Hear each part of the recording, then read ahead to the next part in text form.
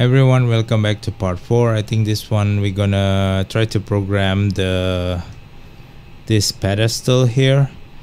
There's several buttons here that I'm using right now. There's actually it's not shown here. There's a push button here for the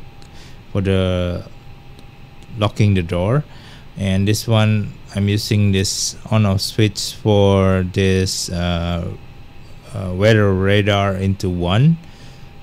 Predictive wind shear systems to active, and there's 2 buttons here on the Airbus TCA Quadrant. This one is for the off, for the weather radar to off, and this one is to 1. So if you can see here, let me zoom in for this panel, right? So if you can see here, the weather radar is on system or off position here, and if I press this one, let's see, it will into 1. That's it. And then push this button, it will turn off. Okay, so that's very simple. If you want to know the command, you can see on the snippet or my profile. This button here is the XML A320 weather radar system LVAR set to 1, and then the weather radar mode to 1. So there's 2 command being used here, weather radar system LVAR to 1 and XML LVAR VAR A320 weather radar mode to 1. So both are to 1s, then it's actually off. Okay, it's off. This one, if you want to turn it on, then this one is the setting as a weather radar mode to 1, and then A320 radar to 0. I don't know what happened, but that's how the command is. You can see to 1 and to off. Okay, so this one off, this one is on, but this is the setting. Okay, so that is for this one. Camera, if you see here, there's supposed to be like this, but I'm using a push button here. This one is a push button that I created here. It will show something like this. So you can see there's a camera video feed coming in, but then if you press again, it will lock the door. Okay, so it's now locked, or you can open. Okay, so you can open, then it shows some video here, but anyway, I think, can it change? No, I think you have to have another setting if you do turn off. Okay, how to set all of them, that is for the pedestal. So let's see here for video. I think it's which one? Oh, this one. So I think I combine cockpit door lock and push door panel video. So if you don't want to show the video, just delete this command. If it's switched on, then it's kind of like showing the video, and then set to 0. But during switch off, then it's setting like this, set to 0, and then door lock is to 1. So that is switch off. By the way, I'm using the push button or the toggle button. You can do it. This is on position and off position. Okay, that is for the lock door, or not this one, but I'm using the other switch not shown here. Unfortunately, it's being cut, I think. Yeah, it's below here. There's another push button. For parking brake, it's very simple. Where's the parking brake? Come on. Oh, parking brake is on and off. Okay, off. Sorry, which one? On is if this one is in off, on position. Sorry, switch on, and let me check. Okay, so it's oops. Oh, it's a toggle. Sorry, I don't know. I don't think it's working that way, but it's on here. But if you turn into this position, it's supposed to be like move into this one. So it's 6. It's to 1 because it's like off now. Parking brake parameter 1 is off. Okay, parameter to 1, but in this position, in the lock position, it's actually 0. I think it's let me check if this one is supposed to be working, but I think there's a toggle button inside FS2020 that I haven't deleted. So it either if I just anyway, so that's how I programmed the parking brake. What else? Rudder trim, so you can rotate this button here. There's a rotary encoder. You can go setting. I don't know. It doesn't work. Anyway, it's supposed to be rudder trim decrement, rudder trim increment, but it doesn't change here. The reset, I think it's working or not.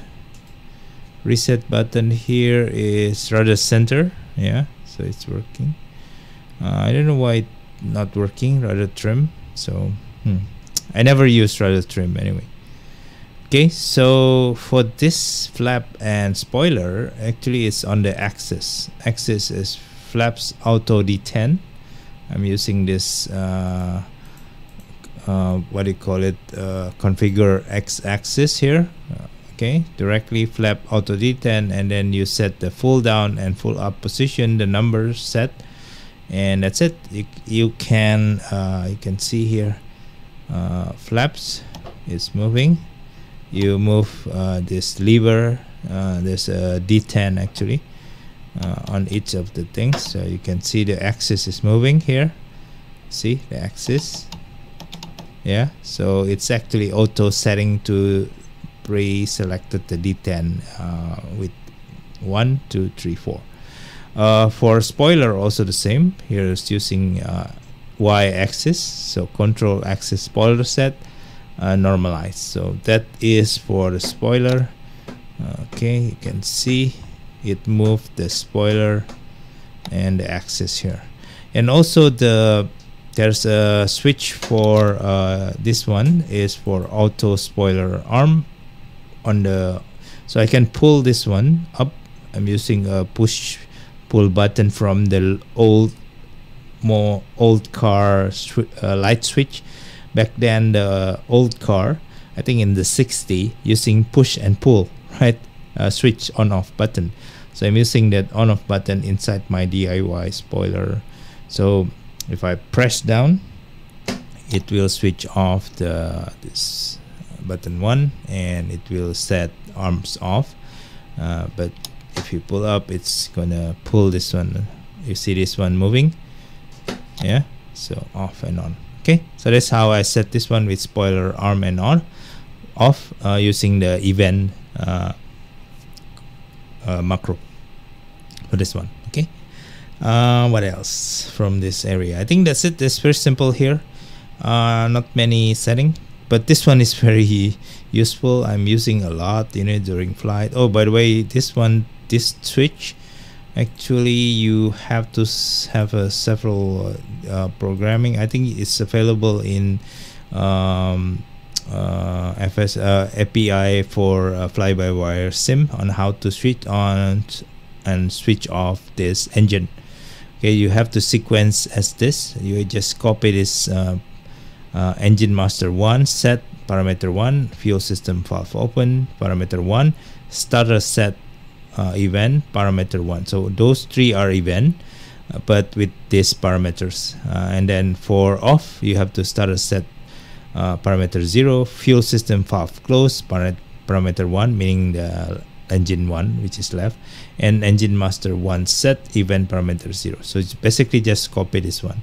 For engine 2, you basically have to copy this one. Engine master 2 set 1, fuel system valve open parameter 2, starter 2 set event parameter 1, starter if this is for the on. For the off is starter 2 set event parameter 0, fuel system valve close event parameter 2, and engine master 2 set to 0. Okay, so that's how you set this engine on and off, so you can see I can flick accordingly.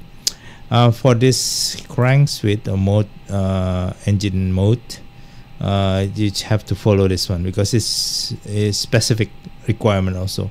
So basically for crank mode you have to, so you can use this switch to select crank, normal, and ignition start. So for crank, send turbine engine switch set 0, turbine ignition switch set 1, parameter 1, parameter 0 and parameter 1. For normal mode is turbine ignition switch for crank mode is only send turbine ignition switch set to 0. That's it. For normal mode, you have to set turbine ignition switch set 1 to parameter 1 and turbine ignition switch set to 1. So just follow this setting available here. So once you follow this specific command, I think there's no any conditions, so no worries. So just basically the command or the event command, okay, and this one. Okay, so by following this you can now select crank, normal, ignition start. So you can use the 3 positions fully. That's the secret. Okay, so put in normal mode again. So you can see here, let me repeat again, or here basically, crank mode, normal, ignition. So exactly following the position of the physical switch. Okay, I think we're done with the pedestal mostly, and we covered this predictive wind shear. I think it's worth using this switch here. Let me find the predictive wind shear, or this one. So in the on positions, basically I'm putting it here, not here, because I'm running out of switch this simple panel here. So in on position, the alpha is supposed to be 2, so meaning that the predictive wind shear active. If it's off, then turn off the predictive wind shear. So here, if you can see, if I flick this switch on, so it's auto and off. Sorry, auto, not activate. Auto, predictive wind shear, and off. So that's it. This is on, this is off. So 2 parameter 2 for this variable, the A32NX switch radar PWS position. At 2 it will be on auto. Okay, it's 0 and it will be on off. Okay, so that's it. This is the pedestal programming for, so I'm using all of this during normal flights, right? So you can use this one during normal flights. As you can see, the this one is from Honeycomb Bravo, the trim. You can use this trim, and if you're using the flight control display here, you can see how many degree up, for example. Usually 0.8 degree for, let's say, certain certain temperatures for flex stem. Okay, let's say what else, parking brake, that's it. So yeah, I think that's all for the pedestal, and as I mentioned, I'm using all of the function during normal flight, so you don't have to even touch the mouse to control all the aspect of the normal flight. Okay, so that's it. So I think after this we're gonna go to overhead panel. Okay.